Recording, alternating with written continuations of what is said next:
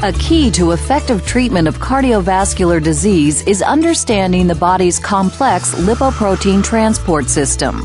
At the operational helm are apolipoproteins, which, through their various functions, such as enzyme activation and receptor binding, choreograph the transport of lipids from sites of absorption or synthesis to sites of utilization. This system cycles triglycerides for distribution to muscle for energy use, or to adipose tissue for storage, and it cycles cholesterol for distribution throughout the body for cell membrane, bile acid, and steroid hormone synthesis. A complementary cycle called reverse cholesterol transport completes the system. ApoB-containing lipoproteins, also called non-HDL, comprise the lipid delivery pathway, while ApoA1-containing lipoproteins, or HDL, participate in reverse cholesterol transport. ApoB-containing lipoproteins originate from two sources, an intestinal ApoB48 lineage and a hepatic ApoB100 lineage. Traveling along similar pathways, ApoB particles are remodeled into smaller and smaller cholesterol-rich remnants as triglycerides are released in the form of fatty acids to peripheral tissue. Let's take a closer look at this process. The newly assembled ApoB-containing lipoproteins are secreted from the intestine or liver into the lymph or plasma, respectively. Secreted with them are apolipoproteins E, C2, and C3. These apolipoproteins may also be acquired from HDL. With attachment to proteoglycans on capillary endothelium, the lipoprotein remodeling process begins. Here, ApoC2 activates lipoprotein lipase, LPL, which hydrolyzes the lipoprotein's core triglycerides into free fatty acids, which diffuse through the capillary to muscle or adipose cells.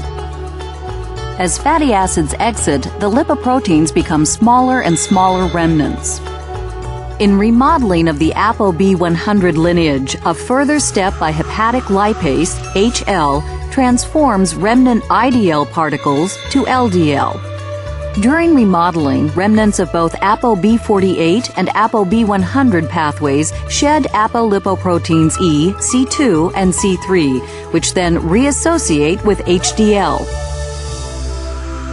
Eventually, most ApoB remnants are recycled to the liver through the LDL receptor-related protein LRP or LDL receptors. However, ApoB remnants can have other metabolic fates. For example, LDL may be taken up by peripheral cells for its cholesterol content, or of more clinical concern, chylomicron remnants and LDL may become targets for uptake by the arterial wall macrophage.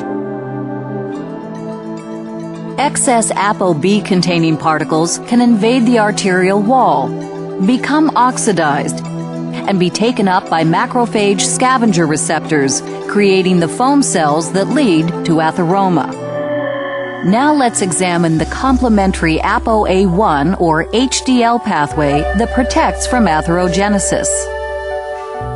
HDL's two major atheroprotective roles are reverse cholesterol transport and properties which prevent LDL oxidation, a key trigger for atherogenesis. Let's look at reverse cholesterol transport.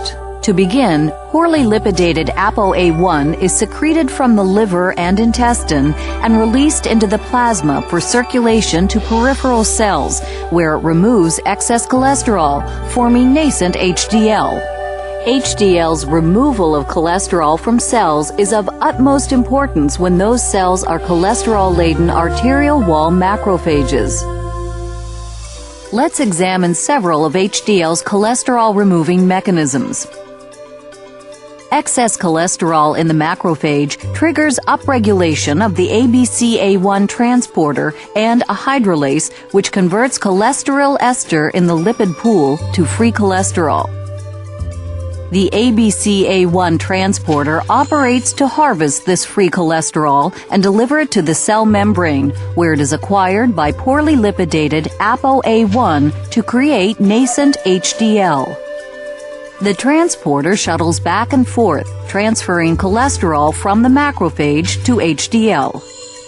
Next, the free cholesterol on HDL's surface is esterified by lecithin cholesterol acyltransferase, or LCAT. The cholesterol ester then moves to the lipoprotein's core, forming the more spherical, mature HDL3. Further cholesterol removal by HDL3 occurs through SRB1 receptors in membrane cholesterol pools. As HDL3 collects more cholesterol and is acted on by LCAT, it expands to HDL2. As we've seen, ABCA1 and SRB1 are key devices for cholesterol efflux.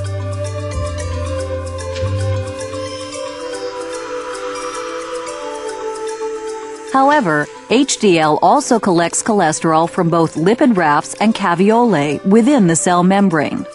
In these ways, HDL facilitates cholesterol efflux from the macrophage. Now rich in cholesterol esters, HDL2 engages in an exchange with triglyceride-rich lipoproteins, mediated by cholesterol ester transfer protein, CETP.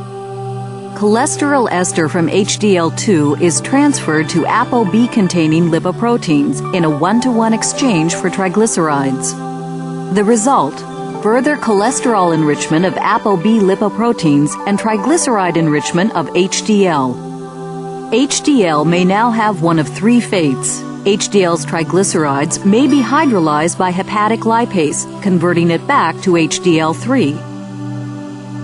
Or HDL2 can return to the liver, interacting with scavenger receptor SRB1, which removes cholesterol, converting it back to HDL3. Or, finally, HDL2 may be catabolized by the liver.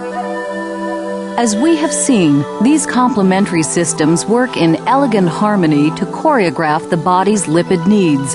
And as science continues to unravel these intricacies of normal lipid metabolism, our ability to understand, diagnose, and manage various dyslipidemias continues to improve.